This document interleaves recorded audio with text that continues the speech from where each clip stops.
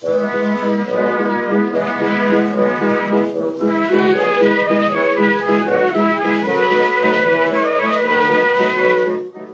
to Loremen, a podcast about local legends and obscure curiosities from days of yore. I'm Alasdair Beckett-King. And I'm James Shakeshaft. And James Shakeshaft, are you ready for a story that's got it all? Well, wait a minute, what are all the things it's got? Well, it's got a dragon. Good. A knight. Oh? It's got a castle. Ah? It's got an evil stepmother. Ooh. It's got some funny names. Brilliant. Yeah, get it in my ears. Well then, come with me to Northumberland so I can tell you a few of the tales of Bamburgh Castle and the Ladely Worm. Oh, ever so ladly. This worm is ladely.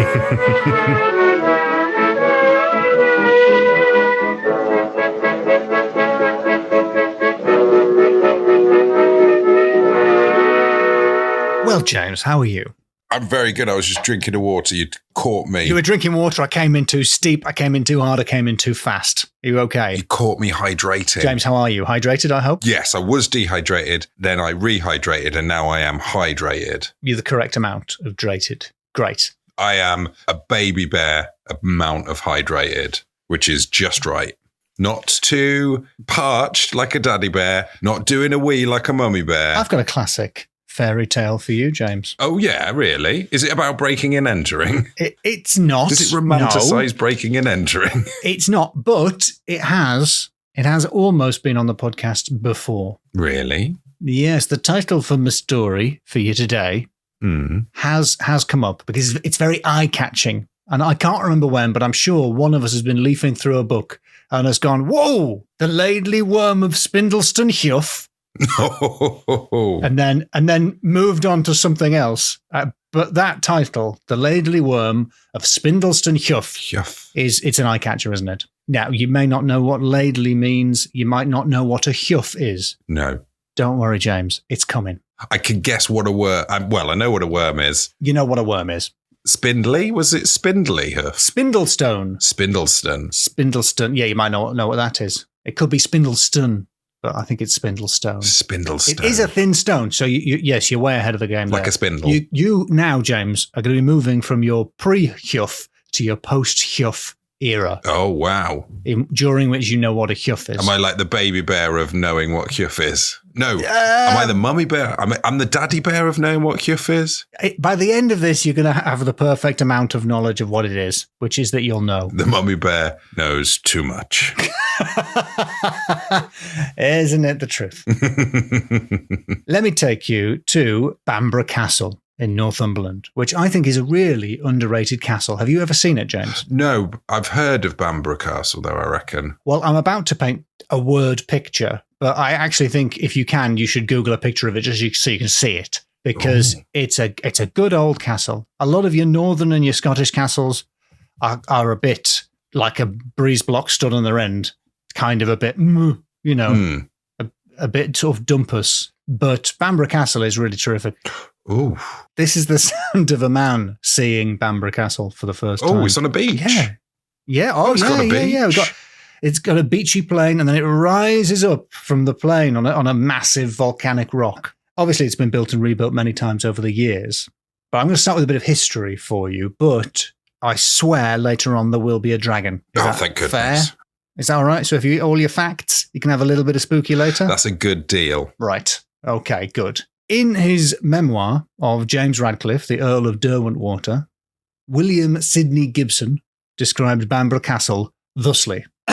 The fortress of Bamburgh is situated towards the northeastern extremity of the Northumbrian coast, and its broad towers and massive ramparts, which seem to defy the hand of time and the wings of the tempest, crown a lofty... Sorry, I'm sure that should be winds of the tempest, but it says wings. Yeah, I guess because it's the hands of time, winds of a tempest, the wings of a tempest. Winds makes way more sense. Well, I'm not correcting it now because I want to register my confusion there. I'm putting a little sick in brackets to suggest that I think that's a typo. As I'm sure you and the listener remember, the massive ramparts seem to defy the hands of time and the wings and or winds of the tempest. And also they crown a lofty mass of basaltic rock which rises precipitously from the wild but comparatively level shore. And look in isolated grandeur over the wide and restless waters of the northern sea. To the Romans, this picturesque eminence must have seemed the appointed site for a temple of the winds. Not wings, you'll notice, but winds. And Bamburgh Castle is said to have originated in one of the castella built by Agricola on his third campaign. But in later time, yet 1,300 years ago, it became the citadel of a Saxon monarch, and in the very dawn of Christianity in Northumberland was dignified as the Pharos, from which the light of the gospel, cherished by a regal convert, first irradiated her dark valleys and uncultivated hills. Then, as now, the rude imperious waves were surging continually at its rocky base, but in that mighty wall of volcanic masonry, nature upraised an enduring barrier to their power, and decreed that the proud billows should be forever stayed at the foot of St. Oswald's adamantine throne. What's that? Isn't adamant? Isn't that what Wolverine's made out of? Yes, it is. I think. Yes, he's made of adamantium. That's the same thing. It's made of that metal, that special metal that goes shink. I thought it was a made-up metal. All I'll say, having read that through a few times, is if I were the Earl of Derwentwater, I would be a bit annoyed about how little I appear in my own memoir. Oh, yeah. Isn't this meant to be like a biography of me? Sounds like you're a bit more interested in this rock, actually. Yeah, someone likes the precipitous rocks. It's a lovely description. It's not entirely accurate, I think. The rock is volcanic dolerite, not basalt. I'm not a geologist, James. I think they're different. If they aren't, sick. Just put a little sick there, so everyone knows that I made a mistake. And the Bamburgh Research Project, which is a long-running archaeological dig at the site, they say that it was occupied... Sounds like you've had an archaeological dig there. What? Do you think I'm having a go at the... You said, no, it's not. I think you got the type of rock wrong there, mate. I think the Bamburgh Research Project sounds like a prog rock group, but they're not. I've met at least one of them, and he was an archaeologist. They say on their blog, it was occupied as a fortress from prehistoric times, as our earliest radiocarbon date suggests construction activity and occupation from the late Bronze Age, 10th century BC. And I think to illustrate why you're doing that accent, it's because most of your and I exposure to archaeologists is from Time Team. It is from Time Team. There was one guy with really good mutton chops. I think I knew someone who was related. Of course you know someone who's related. You're probably related to him, James. Look at him, giant hulking archaeologist of a man. Of course you're related to him. We weren't having an archaeological dig, is what I'm saying. We were representing a real person. Yep, that's just a bad impression of a real person. So Bamburgh is a pretty big deal. And the place is named after Queen Bebe. Yeah, Bebe. Oh, yeah. Queen Bebe, Bebba, Bebe. And there's a lot of names coming up, so brace yourself. But I have to do this in order that we can get to Queen Bebe. So the original castle there is supposed to have been built by King Ida, the 6th century king of Bernicia. And according to Historia Britonum, his grandson was... Sorry, the names here are so hard. His grandson was Eadfered Flesors, also known as Ethelfrith the Twister, a.k.a. Alan Kaplunk, as I like to think of him. That third one wasn't real, but Ethelfrith the Twister was. And Ethelfrith, what we now call Bamburgh, to his wife, Bebe, Queen Bebe, and it became a Bebenburg. You're in Bebe's town now, Bebe. This is Bebe's town. You're in Bebenburg. Or forget it, Bebe. It's Bebe town. It's Bebe town. In fact, of course, it wasn't called Bebenburg before that. It was the fort town of Dinguardi, which I can't not pronounce. Well, I was about to say I want to pronounce that to the tune of Reg Vardy, but then it occurred to me that nobody who doesn't live in the northeast of England will know what the tune of Reg Vardy is. No. What's the tune of Reg Vardy? It's a car dealership in the northeast. I don't think it even is anymore. I Googled it and I don't think it exists anymore. But if you're my age and you're from the northeast, you know it's Reg Vardy, Dinguardi. Now, that's not doing anything for you, James, but the people in County Durham are going to be like, oh yeah. They're going to be lighting lighters and doing that sort of clicking their fingers and stuff. He's really nailed that Reg Vardy jingle noise. Just so you know, it's been taken over by his son, Peter Vardy, which annoyingly doesn't scan. No! That's got 2 syllables. Pete Vardy was right there. Pete Vardy. What are you thinking, Peter? So I didn't just say that so I could sing the Reg Vardy song, which we now all know. I said that because the name Din Guardi links to the next thing I'm going to tell you. Let's get a little bit mystical. Okay, I'm not even going to go into the ghosts of Bamburgh. We've got a pink lady, James, which is an apple. Yes. And I was hoping to maybe find several other funny apples in the story, like maybe a Braeburn or a Jazz. But there aren't any. There's just a pink lady. There is a green Jane, and there's a witch as well. But forget that those small fry spooks, we don't have time for them, James. Green Jane might have been Granny Smith before she got old. She could have, yes. That could have been the maiden name of Granny Smith. Yeah. I've got an A-lister moseying towards the podcast right now. Oh, yeah. According to Sir Thomas Mallory's Mort d'Arthur, Bamburgh Castle might be none other than Joyous Gard, the legendary castle of Lancelot du Lac. Ooh. Joyous Gard was originally called Dolorous Gard, and I think people think that Din Guardi and Dolorous Gard sound a bit similar. Right. And that might be the basis for it. I don't know. I'm not saying that's true. I'm just putting that out there. Dolorous Gardy. Not right. Anyway, it's very much a Peter Vardy. You're in a Peter Vardy situation there. Come on, Peter. You've made me angry again, James. I forgot about this. I just started thinking about something else. Dolorous Gard was an enchanted castle guarded by, objectively, too many knights, including a copper knight who is either a guy in a copper suit or some kind of enchanted automaton. I'm honestly not clear. Or policeman? Or like a copper. Yeah, he's a copper. Enter a mysterious figure known as the White Knight. White Knight. We don't know who this guy is. Is it Lancelot? I don't know. Shut up. He's a mysterious character called the White Knight. He was raised by the Lady of the Lake, but even he doesn't know who he really is. He doesn't even know his own name. What? But when he sees a damsel inside Dolorous Gard, he knows what he has to do. He knows what he's got to do, right? He's going to rescue that damsel? Yeah.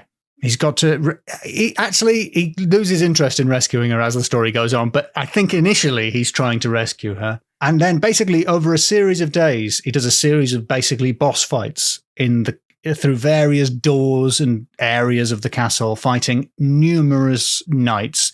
And they keep sort of like princesses in another castling him, and he has to keep coming back the next day. Until eventually, after he's fought way too many of them, he shatters the figure of the Copper Knight and lifts the enchantment on the castle. And the people who live in the castle are very happy, and they welcome him in to the cemetery. Oh. But James, that's a good thing in this story. That's a good thing. Okay. Because they're thrilled that the enchantment has been lifted, and they want to show the White Knight his own grave. Again, a good thing in the context of this story.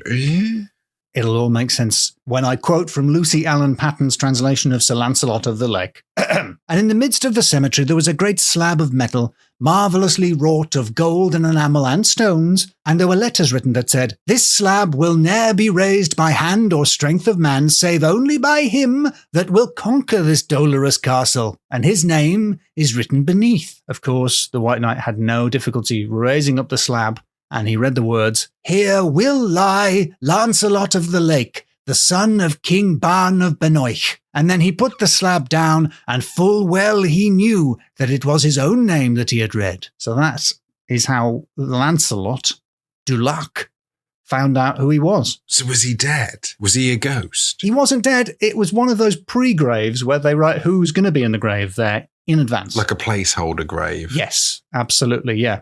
Like one of those little cards at a wedding that tells you where to sit. So, right. I thought you meant like a save the date thing that you give out before you've got the date of the proper date.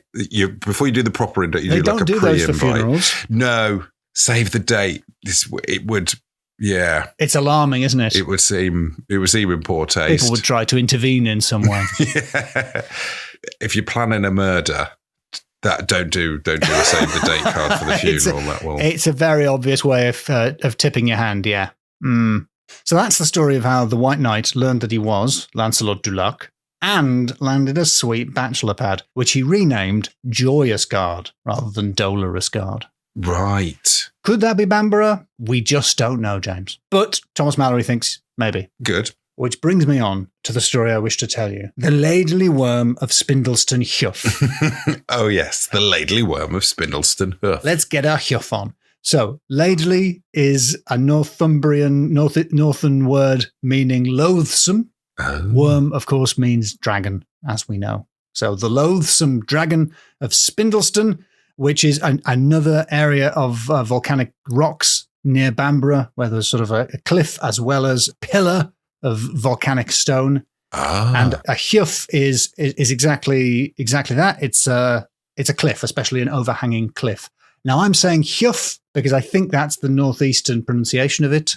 It's spelled Heugh, but it's also a Scots word where it would be Heugh. Yeah. But I think Heugh or Youth is more correct for Northumbria. I would probably say, hey you. Heugh. Hey you. Heugh. Heugh. We're moving back in the direction of sick, I think. Yes. It's spelt exactly like the noise of someone trying not to be sick. So in a ballad supposedly written in 1270 by the mountain bard Duncan Frasier, I keep wanting to say Drunken Frasier, but it's Duncan Fraser. There's tossed salad and scrambled eggs. You've absolutely wrecked those eggs, Frasier.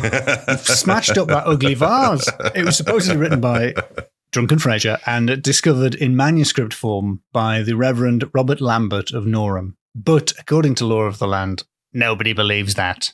It's almost certainly a fake written by the Reverend himself and first published in 1778. Oh. Imagine a story on our podcast not really being completely true. Oh, imagine. There's another cracking version of the story in Joseph Jacobs' English Fairy Tales, and Lore of the Land points out that it's like a localized northeastern version of the ballad of Welsh hero Kemp Owen. Ah. I'm not going to go into Kemp Owen. I'm going to stick with the Ladely Worm of Spindleston and Heugh. Thank you very much. Yeah. The characters are the king, possibly King Ida himself. I don't know. It's not clear. His children, Margaret and Childy Wind. What? Child Rewind? Yeah, it's a bit like Tony and Ridley Scott, where one of them has a normal name and the other one has a name that's a little bit fruity. Childy Wind. And they're from the northeast. Childy Wind. Well, that's wind, W-Y-N-D. I think it's pronounced wind. It is the root of the word wind, but also the root of wend, like go. Like to wend your way, yeah. In Scotland and in parts of the northeast, a wind is like a little alleyway. Yes, I've seen, in Edinburgh, I think. Yes, you'll have seen that in Edinburgh. So Childy Wind is a wanderer. So I'm going to go with wind because that's the modern Scottish pronunciation of. So apart from the king and his two children, there is naturally an evil stepmother. We are in proper fairy tale country now. The story begins with Margaret, lonely in her bower. And I don't really know what a bower is, but I do know that princesses used to spend a lot of time there. Mm. I'm imagining knotted trees. I'm just imagining like some curtains hung over a bed and some fairy lights. I don't know. Are you talking about like emo teenagers? Yeah. Or are you talking about princesses from... A bit. It's the crossover. Well, if you know what a bower is, don't bother writing in. I'll just look it up myself. I think it's the tree thing. You get a bough of a tree, don't you? But like bough, yeah. All right, I'm looking it up now. Bower. What is a bower? A shelter, as in a garden made with tree boughs or vines twisted together. An arbour. People also ask, what do you mean by bower? Don't let the AI helper help you, James. Well, it also says, what's a lady's bower? And it's, according to dictionary.com, it's a lady's boudoir in a medieval castle. A boudoir? Mm. Oh. Twist. So the story starts with Margaret lonely in her bower. Picture it however you want. Her brother, Childy Wind, is away overseas on some kind of epic lads' holiday with 33 of his closest bros. And her father, too, has sailed away to fetch himself a new queen. Now, when he returns with his new wife, Margaret is nothing but polite to her. Okay. Very, very nice. Yeah. Super welcoming. Good. Doesn't put a foot wrong. It's a potentially tense situation, isn't it? And then one of the new queen's attendants really puts his foot in it. He's struck by Princess Margaret's beauty. And he says, this princess of the north surpasses all of female kind in beauty and in worth. And it's that word all, James. Really gets the queen's back up. Yeah. Would have sounded weird if he said most, though. Oh, I can't put into words how annoyed she is. She gets very magic mirror on the wall. Oh, no. On his and everyone else's ass. He was the magic mirror in this scenario. He was the magic mirror in this situation. He was just telling the truth. Princess Margaret was a hottie, but The queen, her stepmother, is not happy, and according to the ballad, the envious queen replied at last, "You might have accepted me," meaning saying that she was the most beautiful except for me. Yeah, present company accepted. Yeah, exactly. Something like that. I like the implication that there was just a really long silence after he said it. The envious queen replied, "At last, you might have accepted me. In a few hours, I will her bring down to a low degree. I will her liken to a ladely worm that warps about the stone, and not till Childy Wind comes back shall she again be won." Oh, it's one of them rhymes, is it? So she's cursed poor Margaret, but she's also made the classic mistake of putting the way to break the curse in the curse. Yeah, silly. Joseph Jacobs gives an alternative version of that enchantment. "I weird ye to be a ladily worm, and borrowed shall ye never be, until Child Wind, the king's own son, comes to the Heugh and thrice kiss thee. Until the world comes to an end, borrowed shall ye never be." Now that's really confusing. I had to look up the archaic sense of borrowed. It seems to mean, in that case, freed, as if from prison. I think you could borrow someone from prison, meaning get them out of prison, or borrow someone from captivity. Right. In the same way that won in the previous one means rescued or transformed back into a person. Like when at school a kid would say, "Can borrow us your rubber?" You'd hand it over. Yes, not like that, but yes. So Margaret tries to laugh the curse off at first because it doesn't take effect immediately. She tries to say, "I think you mean lend." Well, when I was a kid, I remember adults saying that if someone picks on you, if a bully picks on you, you should try and sort of laugh along with their joke to show that it's not upsetting you or affecting you. Yeah. But from my experience at school, if you do that, you look nuts. you look unhinged. So just a tip for the kids, don't do that.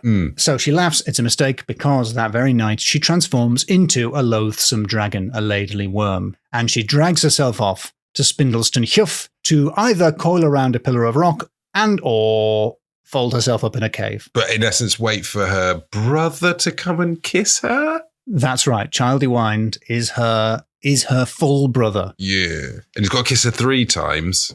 He's going to kiss her 3 times, yeah. There's no suggestion of any escalation there, James. I think 3 times is too many times to kiss a sibling. I also am very uptight about that sort of thing. I agree with you. But hey, things were different in those days. They were royalty after all. And kissing is not a particularly pleasing prospect because she has quite bad breath. For 7 miles east and 7 miles west and 7 miles north and south, no blade of grass or corn could grow, so venomous was her mouth. Oh, I suppose she can't hold a toothbrush, though, if she's now a serpent worm. They did keep her in check by feeding her the milk of 7 cows every day. They would pour the milk into a big stone trough and she would drink it before going to sleep, which frankly sounds adorable. But that might explain some of the breath. It was fairly milky. Yeah, very, very milky breath. There's a bit of the lantern worm here as well. Mm-hmm. Lots of very big, keen on milk. Yeah. Very milky dragons in the northeast. It is the land of the milk dragon. Not like the meat dragons of the southwest. Not to be confused with the meat dragon, no. If there is a third kosher dragon, then that's going to cause issues. You'd have to keep those on separate shelves in your fridge. Anyway, it's just sound advice. It's just a question of hygiene. Word went east and word went west, and over the sea did go. The Child of Wind got wit to it, which filled his heart with woe. So, Child Wind, here's the story of the worm, and his childy senses a tingle. Yeah. They tell him that somehow his sister is mixed up in all of this and she's in trouble. So he and his 33 pals, quick as a flash, build a ship.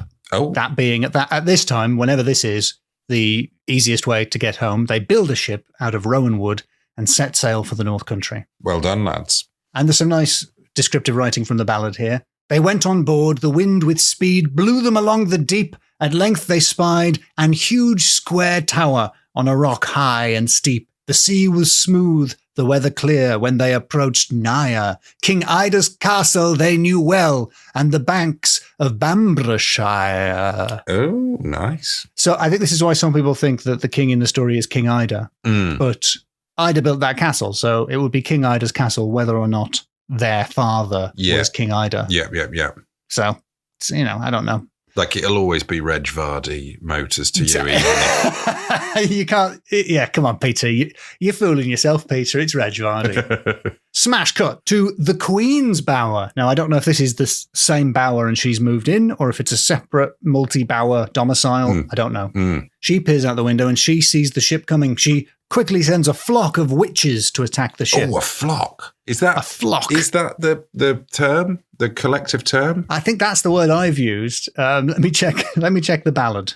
Oh, it's a coven. It's got to be a coven. Of course it's got to be a coven. Sorry, everyone who was screaming at their MP3 players. It's a coven. You would have sounded weird on the bus. It's Peter Vardy now, they shout. So she sent a fleet, a coven of witches and hags. James, I don't need to tell you, I certainly don't need to tell the listenership of the Loremen podcast. Witches have no power over Rowan Wood. Oh. You've embarrassed yourself there, Your Highness. So the witches are easily repelled. Then she sends a boat of soldiers to try and stop them from landing, and Child Dewind and his pals repel them as well, using, I think, the more conventional means of just poking them into the sea and that sort of thing. Mm-hmm. Eventually, our hero makes land at Budle, west of Bamburgh. No idea if it's pronounced that, not going to check. And they hie themselves to Spindleston Heugh, where Child Dewind faces the Laidly Worm in all its noxious hideousness. And I just know you're not going to go with me on this bit, James, but he draws his sword, which seems to be, as far as I can understand this, as wide as a berry. I'm just saying, this is what the ballad says. And now he drew his berry broad sword. Not very broad. No. Is this a typo like the old wind wing thing, though? I don't think it's a typo. I've seen it in several versions, and they all say berry broad. It's hyphenated. I think his sword is the width of a berry. Sick. But berries, there's a variety of berry widths. There is. A banana is technically a berry. Stop shouting that, listener, I can hear you. A banana is technically, or is it a herb? Oh, stop shouting that, other listeners. It's a berry. Is it a berry? I think it's a berry. Calm down. So technically that sword could be the width of a banana. Right. So, which is kind of sword width, if you're a child. If you're a child wind. If you're a child, I think he is an adult man. If not, he should not have been going on holiday with 33 blokes. And now he drew his very broad sword and laid it on her head and swore if she did harm to him, then he would strike her dead. But the princess replies, "Oh, quit thy sword and bend thy bow and give me kisses 3. For though I am a poisonous worm, no hurt I'll do to thee." She doesn't say, for instance, "I'm your sister transformed into a worm." There's a reason for this. Did no one think to mention the story of what happened with that suitor? Not suitor, the butler or whatever. Yeah, she doesn't explain any of that. So I imagine all of his 33 friends being like, kiss, kiss, kiss, kiss. He's still a little bit drunk from the bender. And they're basically still on the lad's holiday, aren't they? Yeah, it hasn't really. That boat they were on was one of those big banana boats. Oh, is it? What is it? As wide as a sword? A sword with boat, yeah. So he kisses the dragon. This is how Joseph Jacobs has it. Then Child Wind went up to the Laidly Worm and kissed it once, but no change came over it. Then Child Wind kissed it once more, but yet no change came over it. For a third time he kissed the loathsome thing, and with a hiss and roar the Laidly Worm reared back, and before Child Wind stood his sister Margaret. Completely naked, but don't think about that.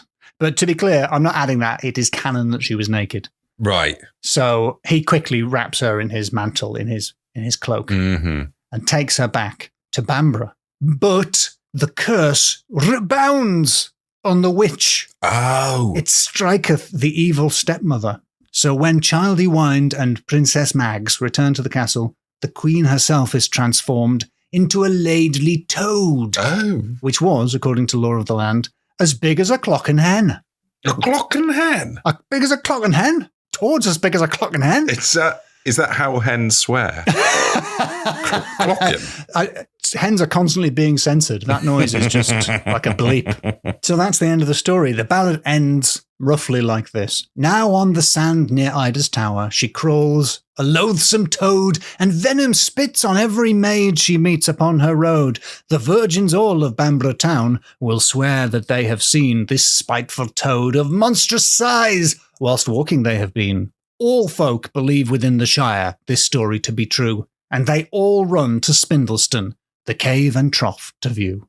And that's the story of Bamburgh Castle and the ladily worm of Spindleston, Heugh. That was really good. That was proper like knights and... Proper fairy tales. Proper fairy Lancelot popping in, doesn't even know it's him. So it's a cameo that he was surprised by as well. Yeah, he doesn't even know he's in it. Wow. We're going into the story like, no spoilers. I don't want to know if there's any big name cameos.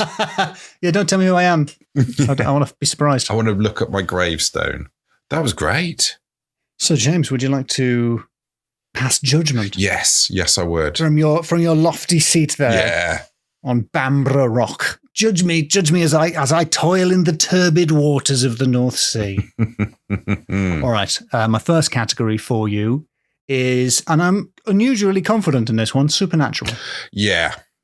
Oh, did I mention there's a witch as well? Did I say that? You said there was a coven of witches. Oh, sorry. There are several wells on the island, and one of them is the witch's well. Right. Some people have the queen from this story, her toad lives in that well, but I think they're confusing that. I think that witch's well belongs to a different witch. I think that's a different witch. Different toad. The idea of this big toad just like knocking around the beach, spitting on women. It's horrible. It's horrible. It is weird. horrible. And there's the curse. Yeah, and the badly thought through curse, really. Stop putting so many caveats in your curse. You want to come up with something impossible to do, like ropes made out of sifted sand. Or just don't. Just don't put the cure. Yep. That's the other option. Don't say how the curse can be lifted at all. Just be like, yeah, I curse you, sick. Yeah. And then just do a hand gesture like a rapper. Yeah, it was good. I liked how I kind of thought Lancelot might have been his own ghost and he'd forgotten he'd died. Oh, you were M. Night Shyamalan. I was I was on the Shyamalan train, definitely. I thought, logging on to a Shyamalan network. Yeah, yes, I was. The letters LAN were capitalized there just to make sure that hilarious joke works. They knew. Oh no! That was almost a bit disappointing when they were like, "Oh, let's come to the cemetery." White person who doesn't remember who they are. It's still spooky, though, isn't it, James? Even if it turns out he's Lancelot du Lac. I mean, he was raised by the Lady of the Lake in like fairyland. You have to wear scuba gear, presumably. I don't know if he was underwater the whole time. Oh, right, Lady of the Lake. That was just her day job, kind of thing. I think so. She puts in a few hours. It's like those sort of fancy boutique shops that are only really open on Saturday afternoons that are just run as someone's hobby. They sell one sword. I think it's very supernatural. It's literally a fairy story. I think it is. I think I'm going to go with a 5, even though I was disappointed that Really? it turned out Wow. Lancelot wasn't his own ghost. Well, you can't have everything, can you? But he was played by Bruce Willis. Oh, Twist. So my next category is naming. And let me remind you, this story is called The Ladily Worm of Spindleston, Heugh. it is. There were some lovely names in there. Who was Queen Bebe. I forgot even about Queen Bebe. Reg Vardy. Reg Vardy. See, you're singing it. It's good. Did you hear that, Peter? He doesn't even know what it is, and he's already singing it. You can't buy that kind of marketing, Peter. Pete. I hope you listen to this. What was the king that brought his own board game with the king with the board game tie-in? That was Athelfrith the Twister. Athelfrith the Twister. That's just one of about 7 names that guy has. Yeah, that was good. Child Wine. It could be Ethelfrith. Ethelfrith. Could be Ethelfrith. Is it one of them AEs? It's an AE. I think it's Ethelfrith. Yeah. Make your mind up. Pick a letter. Child Wind. The only problem I have specifically with Child Wind and Queen Bebe is that sounds like parents have named their kid and they've given them a name of what they think they look like, but they haven't really thought it through. So like, oh, she looks like a baby. We'll call her Bebe. It's like, they're going to grow up. they've named their baby Trevor. You don't think of Trevor being a baby's name, but it's like they're not going to be a baby forever. They're going to be a grown-up, and Trevor is not going to be a baby forever. They're going to be Trevor forever. They will be Trevor forever. The super plan ahead. Name a baby Trevor. Yes, come on. If you Reg Vardy, Reg Vardy would have worked. So I feel I need to take points away because they named a baby. Beba. Yeah, okay, all right. So it's only going to be a 4. A weird, strict naming system introduced just for this episode. Yeah, absolutely. Okay. My third category for you is when the going gets huff. Oh. It's the noise you make when you tense your tummy muscles. Or maybe a noise, like, you know, the way anime characters sometimes express things with noises, like just sort of a... I've been watching a lot of the old Godzilla films recently, and that is one of the noises that a human might make. Yeah. It's the sound of a Japanese man in peril. I'll be honest, I haven't thought this category through beyond the pun. When the going gets huff, I came up with that, set my pen down, had a little nap.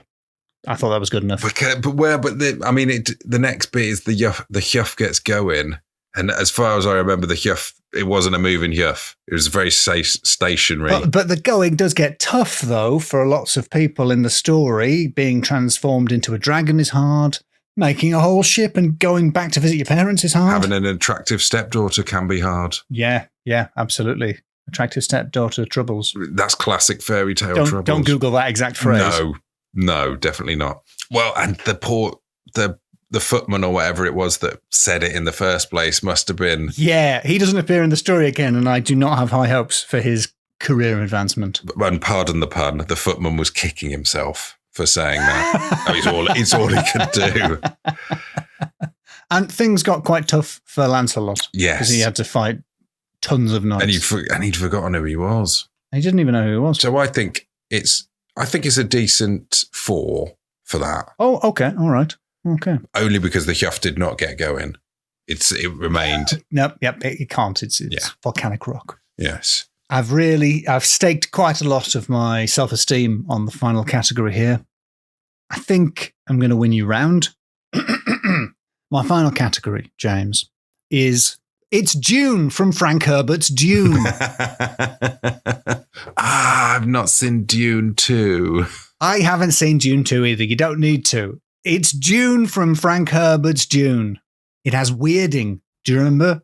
The witch did a weirding way, just like they do the weirding way in Dune. Is that the silly walk, or is that the voice? No, it's not the silly walk. Yeah, you're making it sound more Python-esque than it is in the movie.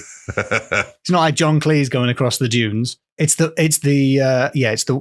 magic way of the Bene Gesserit priestesses slash witches. So it's got weirding, James. It's got psychic connections between family members.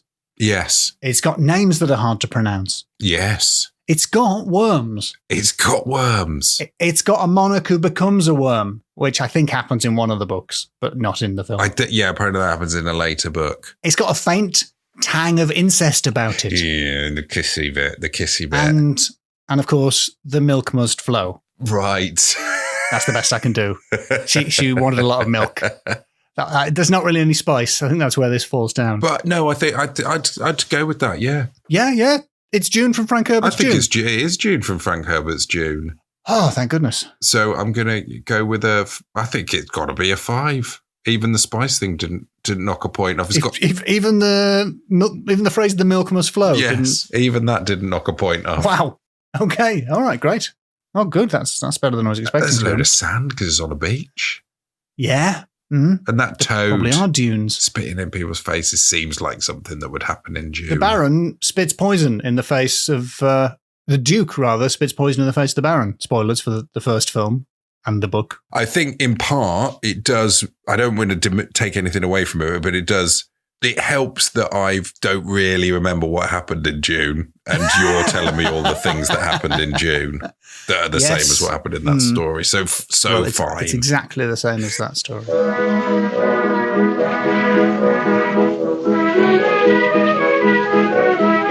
Well, Alasdair, that story was just right, as Goldilocks might say. Like a bear, yes. Like the things that a baby bear had. Neatly tied up. Should we do a quick record scratch and plug a bunch of stuff? Let's do a record scratch plug. Right then. So it's only a couple of days before, but we are going to be in Oxford performing live on Saturday, the 25th of May, 2024. 2024. If you are hearing this in time, get along. I'm sure there'll be room. Come along. Only if you are near enough to Oxford that you could realistically make it in time. Yes. Very good point. Do factor distance in. Very good points. I am proud and delighted and furious to announce my third book.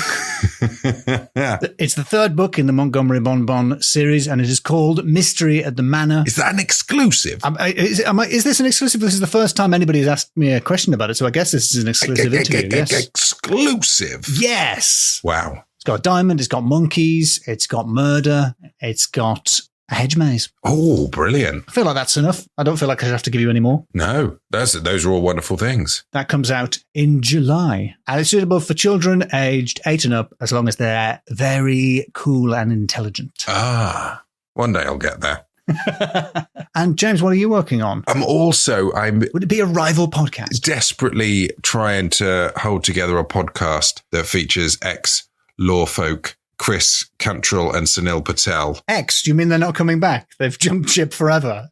Oh, wow. I don't know. They're very hard to pin down. They are. They're too big for their boots these days. It's hard enough getting them to record for their own podcast. But yes, that is called Rural Concerns, and it is available on the internet, which is where all these things are kept. Now, I have been listening to it recently, and I think it's very good. I think also there's a lot of philosophy podcasts out there asking the big questions, like what is the sound of one hand clapping, if a tree falls in the woods. But there are no podcasts asking the question, what is the sound of 3 men checking their internet connection speed? I can't believe someone wrote in and they had 500 down and up. That's impossible. That can't. Why are they writing in rather than just beaming in directly as a hologram?